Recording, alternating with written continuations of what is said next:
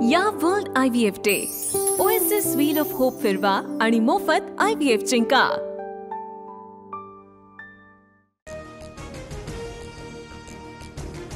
मराठा आंदोलनाच्या लढ्याला मोठं यश GR मिळताच जरांगेंनी 5व्या दिवशी उपोषण सोडलं। मागण्या मान्य झाल्यानंतर जरांगेंना अश्रू अनावर। छत्रपती संभाजीनगरच्या गॅलेक्सी रुग्णालयात जरांगेंवर उपचार सुरू। मराठा समाजाच्या हिताचा तोडगा निघाला। सरसकट आरक्षण न मिळण्याची भूमिका जरांगेंनी स्वीकारली। मंत्रिमंडळ उपसमिती कायदेशीर अभ्यास करून मार्ग काढला। मुख्यमंत्री फडणवीसांनी मानले आभार। मराठा आरक्षणाबाबत हैदराबाद गॅझेटियरवर पहिला GR प्रसिद्ध। मराठ्यांना कुणबी प्रमाणपत्र मिळण्याचा मार्ग मोकळा। हैदराबाद गॅझेटियरसाठी मुख्यमंत्री फडणवीसांचा पुढाकार। हैदराबाद गॅझेटच्या अंमलबजावणीमुळे मराठवाड्यात ज्यांच्या नोंदी सापडतील त्यांना त्यांच्या रक्तातील सर्वांनाच कुणबी सर्टिफिकेट मिळणार। मुख्यमंत्री फडणवीसांकडून जाहीर। राजकीय हेतू ठेवून कुणी वेगवेगळ्या युक्त्या करू नये हीच भीती। या निर्णयाला कुठेही दृष्ट लागू नये ही गणरायाकडे प्रार्थना। खासदार निलेश लंके यांची प्रतिक्रिया। मोठा निर्णय लागेल अशी अपेक्षा होती, पण दुर्दैवाने कोणताही निर्णय लागला नाही। विखे पाटलांनी निर्णयाचा फायदा कसा होईल ते सांगावं। विनोद पाटील यांची प्रतिक्रिया। सरकारच्या GRने ओबीसींचं कोणतंही नुकसान झालं नाही। ओबीसी नेते बबनराव तायवाडे यांचं वक्तव्य। तर GRचा पूर्ण अभ्यास करून तज्ज्ञांशी चर्चा करून साखळी उपोषण सोडणार असं वक्तव्य। मराठा आरक्षणाबाबत सरकारने घेतलेल्या निर्णयावर विधी तज्ज्ञांसोबत आमची चर्चा सुरू। सखोल अभ्यास करून सविस्तर भूमिका मांडेल। मंत्री छगन भुजबळ यांची प्रतिक्रिया। दुपारी 12 वाजता राज्य मंत्रिमंडळाची बैठक। सह्याद्री अतिथीगृहावर राज्य मंत्रिमंडळाची बैठक पार पडणार। महत्त्वाच्या विषयांवर चर्चा होणार।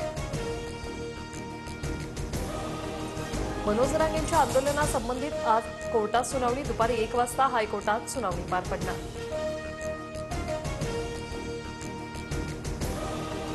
छत्रपती संभाजीनगरच्या गॅलेक्सी रुग्णालयात जरांगेंवर उपचार सुरू। रुग्णालयाबाहेर पोलिसांचा कडेकोट बंदोबस्त तैनात। मराठा आंदोलकांवर गुन्हे दाखल करण्याचं सत्र सुरू। दमदाटी केल्याप्रकरणी मराठा आंदोलकांवर गुन्हे दाखल। मरीन ड्राईव्ह आणि डोंगरी पोलीस ठाण्यात गुन्हे दाखल। आंदोलक गावाकडे मार्गस्थ झाल्याने CSMT स्थानक परिसर मोकळा। BMC आणि CSMT परिसरातील रस्त्यांवरील वाहतूक पूर्वपदावर। आझाद मैदान आणि CSMT परिसरात पालिकेचा मिशन स्वच्छता। विविध उपकरणांच्या सहाय्याने व्यापक स्वच्छता मोहीम। 400हून अधिक कर्मचाऱ्यांकडून स्वच्छतेची कार्यवाही। मुख्यमंत्री फडणवीसांकडून मंत्र्यांसाठी आज वर्षावर स्नेहभोजन। उपमुख्यमंत्री शिंदे आणि अजितदादाही उपस्थित राहणार। सूत्रांची माहिती। सोलापूरच्या पोलीस प्रशिक्षण केंद्रातील 170 प्रशिक्षणार्थी पोलिसांना विषबाधा। सोलापूरच्या शासकीय रुग्णालयात उपचार सुरू। अर्थमंत्री निर्मला सीतारामन यांच्या अध्यक्षतेखाली आजपासून GST परिषदेची बैठक। या बैठकीत कर कपातीचा निर्णय होण्याची शक्यता। कोल्हापूरच्या राधानगरी धरण क्षेत्रात जोरदार पाऊस। राधानगरी धरणाचा स्वयंचलित दरवाजा पुन्हा उघडला। धरणातून 1900 क्युसेकने विसर्ग सुरू। पंचगंगा नदीच्या पाणी पातळीत वाढ।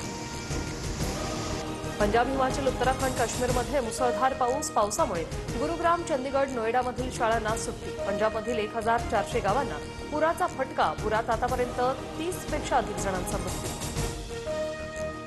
वायव्य भारतात पावसामुळे सतलज नदीला पूर येण्याची शक्यता। परराष्ट्र मंत्रालयाकडून पाकिस्तानला इशारा। तावी नदीच्या पुराबद्दलही पाकिस्तानला इशारा। उत्तर भारतात मुसळधार पाऊस। गाझियाबादमधील बदरपूरमध्ये पूरस्थिती। नद्यांना पूर झाल्यामुळे जनजीवन विस्कळीत।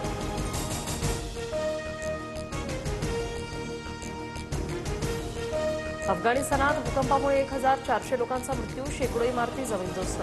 भारताकडून मदत रवाना।